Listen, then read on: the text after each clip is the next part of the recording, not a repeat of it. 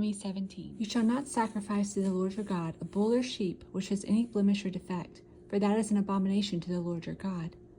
If there is found among you, within any of your gates which the Lord your God gives you, a man or woman who has been wicked in the sight of the Lord your God, in transgressing his covenant, who has gone and served other gods and worshipped them, either the sun or moon or any of the hosts of heaven, which I have not commanded, and it is told to you, and you hear of it, then you shall inquire diligently.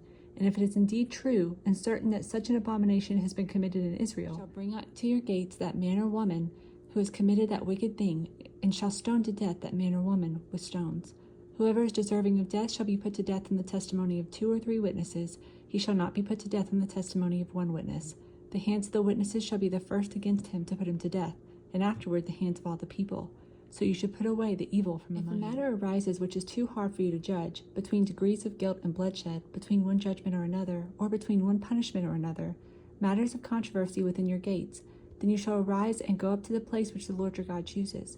And you shall come to the priests, the Levites, and to judge there in those days, and inquire of them. They shall pronounce upon you the sentence of judgment. You shall do according to the sentence which they pronounce upon you in that place which the Lord chooses. And you shall be careful to do according to all that they order you. According to the sentence of the law in which they instruct you, according to the judgment which they tell you, you shall do. You shall not turn aside to the right hand or to the left from the sentence from which they pronounce upon you. Now the man who acts presumptuously, and will not heed the priest who stands to minister there before the Lord your God, or the judge, that man shall die. So you shall put away the evil from Israel, and all the people shall hear and fear, and no longer act presumptuously. When you come to the land which the Lord your God has given you, and possess in it, and say, I will set a king over me like all the nations that are around me. You shall surely set a king over you whom the Lord your God chooses. One from among your brethren you shall set as king over you. You may not set a foreigner over you, who is not your brother. But he shall not multiply horses for himself, nor cause the people to return to Egypt to multiply horses. For the Lord has said to you, you shall not return that way again. Neither shall he multiply wives for himself, lest his heart turn away. Nor shall he greatly multiply silver and gold for himself. Also it shall be, when he sits on the throne of his kingdom, that he shall write for himself a copy of this law in a book, from the priests, the Levites. And it shall be with him, and he shall read it all the days of his life, that he may learn to fear the Lord his God, and be careful to observe all the words of the law and these statutes, that his heart may not be lifted above his brethren, that he may not turn aside from the commandment to the right or to the left, that he may prolong his days in the kingdom, he and his children in the midst of Israel. Deuteronomy 18. The priests, the Levites, all the tribe of Levi, shall have no part nor inheritance with Israel. They shall eat the offering of the Lord made by fire and his portion. Therefore they shall have no inheritance among their brethren. The Lord is their inheritance. As he said, shall be the priest's due from the people, from those who suffer a sacrifice. Whether it is a bull or sheep, they shall give to the priest the shoulder, the cheeks, and the stomach, the first fruits of your grain, and the new wine and your oil, and the first of the fleece of your sheep you shall give him. For the Lord your God has chosen him out of all the tribes to stand and minister in the name of the Lord, him and his sons forever. So the Levite comes from any of your gates, from where he dwells among all Israel, and comes with all the desire of his mind to the place where the Lord chooses, that he may serve in the name of the Lord his God, as all his brethren the Levites do, who stand there before the Lord. They shall have equal portions to eat. Besides that comes from the sale of his inheritance. When you come into the land which the Lord your God is giving you, you shall not learn to follow the abominations of those nations. There shall not be found among you anyone who makes his son or his daughter pass through the fire, or one who practices witchcraft, or a soothsayer, or one who interprets omens, or a sorcerer, or one who conjures spells, or a medium, or a spiritist, or one who calls up the dead. For all who do these things are an abomination to the Lord, and because of these abominations the Lord your God drives them out from before you. You shall be before the Lord your God. For those nations which you will possess listen to soothsayers and diviners, but as for you, the Lord your God has not appointed such. God will raise up from you a prophet like me from your midst, from your brethren. Him you shall hear according to all you desired of the Lord your God in Horeb in the day of the assembly, saying, Let me not hear again the voice of the Lord, or let me see this great fire any more, lest I die. Said to me, What they have spoken is good. I will raise up from them a prophet like you from among their brethren, and will put my words in his mouth, and he shall speak to them all that I commanded him.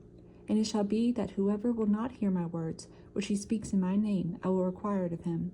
But the prophet who presumes to speak a word in my name, which I have not commanded him to speak, or speaks in the name of other gods, that prophet shall die. How shall we know the word in which the Lord has spoken? When a prophet speaks in the name of the Lord, if the thing does not happen or come to pass, that is the thing which the Lord has not spoken. The prophet has spoken presumptuously.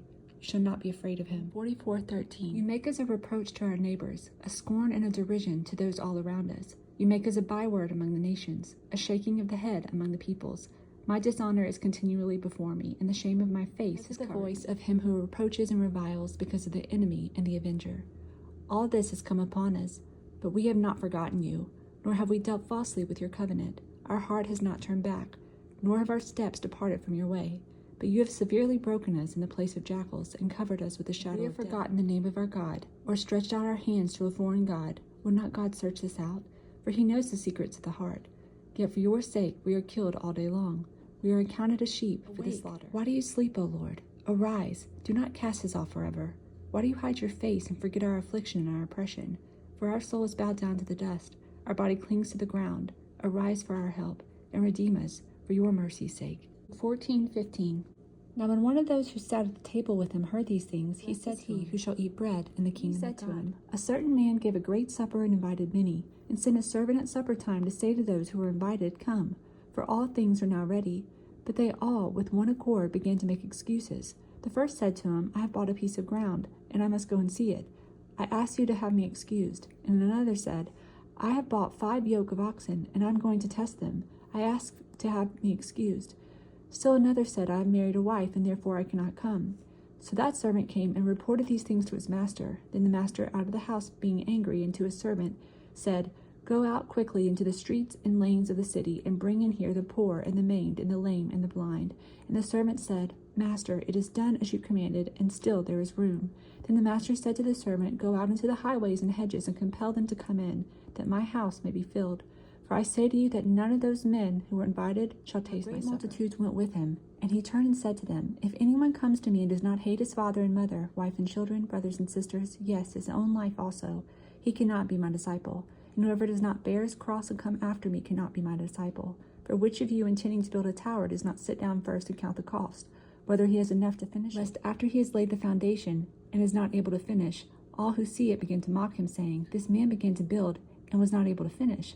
Or what king, going to make this war against another king, does not sit down first and consider whether he is able with 10,000 to meet him who comes against him with 20,000? While the other is still a great way off, he sends a delegation and asks conditions of peace. So likewise, whoever of you does not forsake all that he has cannot be my disciple. Salt is good, but if the salt has lost its flavor, how shall it be seasoned? It is neither fit for the land nor for the dunghill, but men throw it out. He who has ears to hear, let him hear.